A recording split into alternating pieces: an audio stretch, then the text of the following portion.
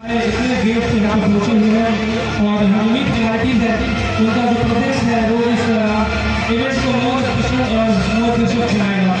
और हमारे पूरे स्कूल फैमिली की तरफ से हम थैंक यू भी करना चाहेंगे इन तमाम चीफ गेट्स को जिन्होंने अपने बिजी शेड्यूल को कुछ वक्त निकाल के हमें दिया है।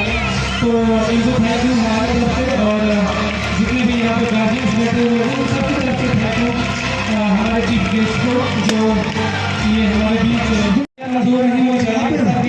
बुके के द्वारा सम्मानित किया जा रहा है और ह्यूज क्लैपिंग फॉर अस।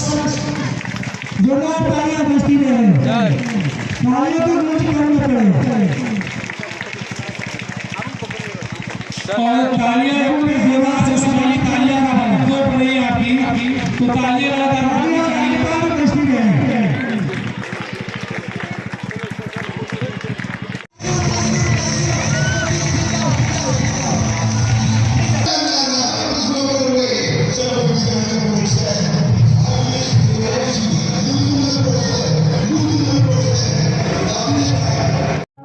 आठवां एनुअल फंक्शन मनाया जा रहा है। ट्रैफिक डीएसपी से लेके एक और कई गणमान्य लोग भी इस कार्यक्रम में उपस्थित हुए। क्या कहना चाहिए उसको? सबसे पहले तो अपना ये वार्षिक उत्सव पर सबको मैं हार्दिक बधाई और शुभकामना मैं देता हूँ और बहुत सारे पेरेंट्स लोग आए हुए हैं। अब मैं बता दूं कि अल्फा इंटरनेशनल पब्लिक स्कूल एक ऐसा स्कूल है हर पहलू पर काम कर रहा है। जैसे साइबर अवेयरनेस पे साइबर डीएसपी को बुला रहे हैं, ट्रांसपोर्ट अवेयरनेस के लिए ट्रांसपोर्ट ट्रैफिक डीएसपी सर को बुला रहे हैं, लीगल स्टडी अवेयरनेस के बारे में जो हमारे अगल बगल जो सर लोग देख रहे हैं, जो एडवोकेट हैं लोग, और बहुत सारे चर्चा लीगल स्टडी पे चर्चाएं हुई। क्योंकि मैं चाहता हूं कि जो भी अभिभावक है या बच्चे हैं वो अपना हक समझे और एक ऑथेंटिक आदमी से ऑथेंटिक ज्ञान ले। जैसे अब पिछले साल हमने साइबर डीएसपी और एसडीएम साहब और डीएसपी साहब आए थे। तो मेरा मकसद है कि सब लोगों को एकदम अच्छा से अवेयरनेस किया जाए, पढ़ाई के साथ साथ सिर्फ किताबी ही नॉलेज ना दिया जाए, उनके बच्चे में हर कुसंस्कार, डिसिप्लिन और जो भी साइबर अवेयरनेस या ट्रैफिक अवेयरनेस या पेरेंटिंग अवेयरनेस पे हर कुछ हम काम कर रहे हैं। अल्फा इंटरनेशनल पब्लिक स्कूल किस सोच के साथ आगे बढ़ रहा है? मुझे हमें लग रहा है कि मेरे सोच में लोग काम कर रहे हैं, क्योंकि किताबी नॉलेज तो किताब में है, मोबाइल पे है, लेकिन इस चीज़ को एक पकड़ के लेके आना। जैसे यहाँ पे बगल में सर एडवोकेट सर लोग हैं, इन लोगों को आग्रह करके लेके बुलाना, फिर साइबर डीएसपी को बुलाना, ट्रैफिक डीएसपी सर को बुलाना, एसडीएम सर को बुलाना और बच्चे से वार्तालाप कराना, ये बहुत एक इफेक्टिव रह रहा है और फायदेमंद हो रहा है। एडमिनिस्ट्रेशन से जो भी लोग आते हैं, क्या वो जो समझाते हैं, जो यहाँ के छात्र हैं या पेरेंट्स हुए, प्रभाव पड़ता है? बिल्कुल पड़ेगा, क्योंकि एक मन में थोड़ा सा सेट हो जाता है, माइंड सेट हो जाता है। जैसे पेरेंट्स लोग घर पे बताते हैं बहुत सारी चीज़ कि ये बढ़िया है, ये अच्छा है, लेकिन वही चीज़ जब उस समय बच्चे नहीं मानते हैं। वही चीज़ जब डॉक्टर कहता है कि ये नहीं खाना है, वो नहीं खाना है, तो बच्चे कहते हैं नहीं डॉक्टर साहब बताए। इसी तरीके से हम जो ऑथेंटिक पर्सन है, जैसे साइबर क्राइम के अबू से मुर्तजा सर उस समय थे, और अभी जो ट्रैफिक डीएसपी सर थे और एडवोकेट सर लोग हैं, तो ये लोग बोलेंगे तो मुझे लग रहा है कि बच्चे पे ज़्यादा प्रभाव पड़ा है और पड़ेगा भी। काफ़ी दिनों से आपका एक प्रयास रहे कि वो मोबाइल को बच्चों से दूर रखें, कितना अभी तक कारगर साबित हुआ है? उस पर तो हमने बहुत सारा वीडियो भी बनाया, बहुत सारी किताब भी मैंने डिस्ट्रीब्यूट किया और धीरे धीरे उस पर साबित हो रहा है सर, अच्छा वे में जा रहा है। जब भी छुट्टी होती है आपके स्कूल की, गांव-गांव जाना, सबको जागरूक करना, ये कहाँ से आपकी सोच आई है? कैसे आप इसको करते हैं? ये मेरे मन के अंदर एक भावनाएं है कि अभी भी हमारा जैसे बिहार में शिक्षा दर का रेशियो सबसे नीचे गिरा हुआ है, और जैसे भारत में सबसे केरला है, मिजोरम है, लक्षद्वीप है, और जैसे देखा जा रहा है तो बिहार है। तो बिहार को हम लोग सबको मिल के ना बढ़ाना होगा।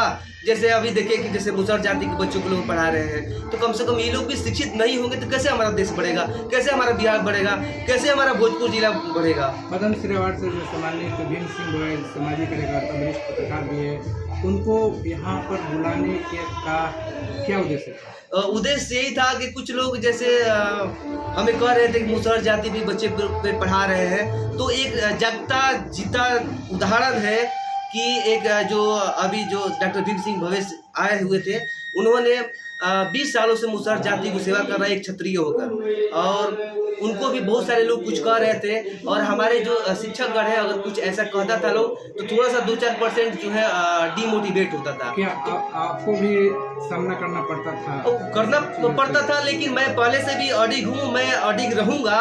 और साथ ही साथ यदि अगर उनको इतना मेहनत करके उनको पद्म श्री अवार्ड मिला तो हमें वो अपना मेहनत किए, लेकिन हम लोग का अपना कार्य करना है, कार्य के प्रति जागरूक रहना है। भगवान आगे है, हमें ज़्यादा कुछ नहीं चाहिए।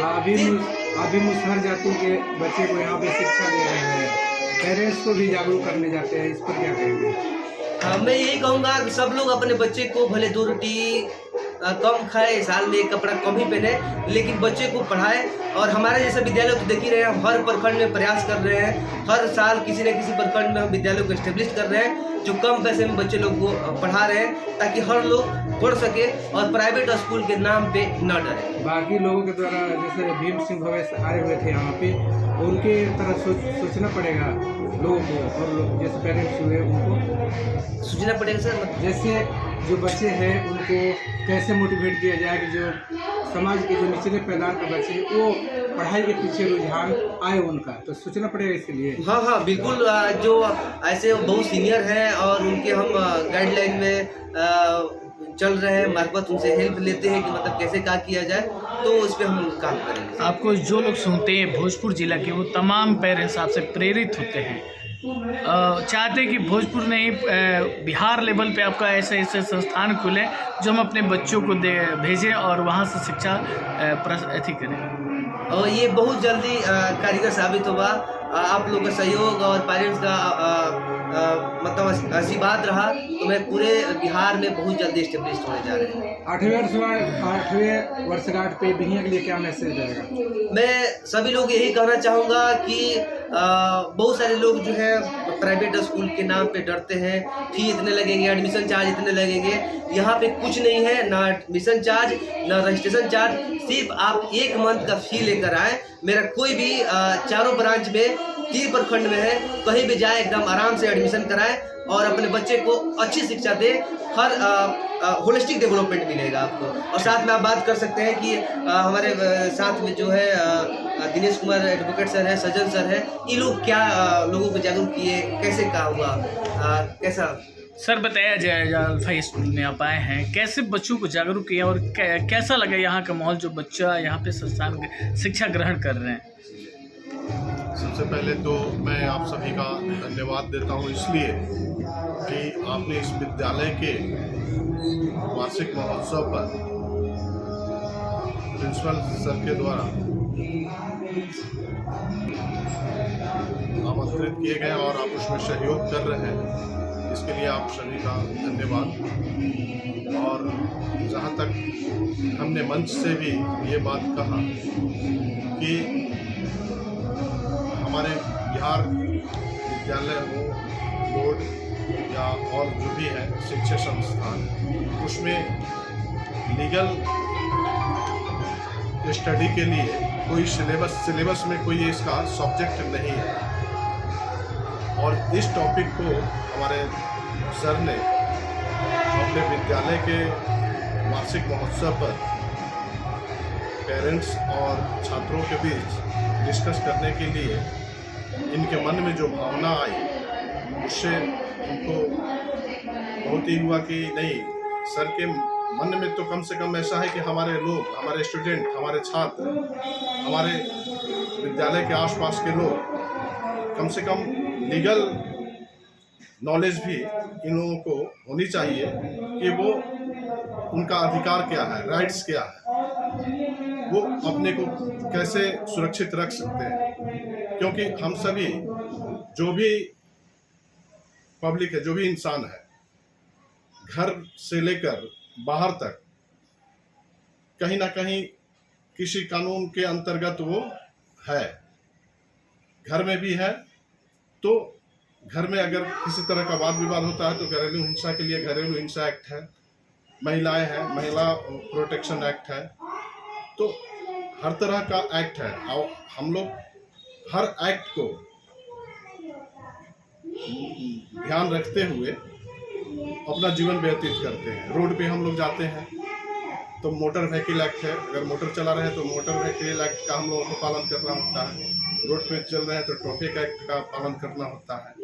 हमारे साथ कोई हम इंश्योरेंस कराते हैं, बैंक में जाते हैं, रेलवे स्टेशन पे जाते हैं, किसी दुकान पे बाजार में जाते हैं, दुकान से कोई सामान खरीदते हैं, तो वहाँ अगर किसी तरह का अगर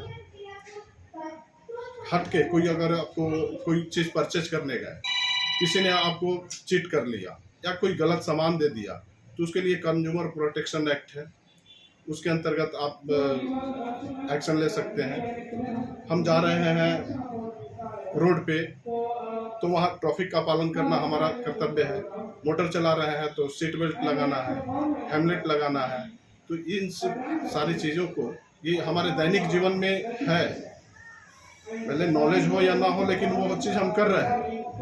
यही सब चीज़ों को हमारे जो भी पेरेंट्स छात्र हैं उन लोगों को जागरूक करने के लिए सर का हम लोगों का निमंत्रण मिला था, इसलिए हम लोग आए हुए थे।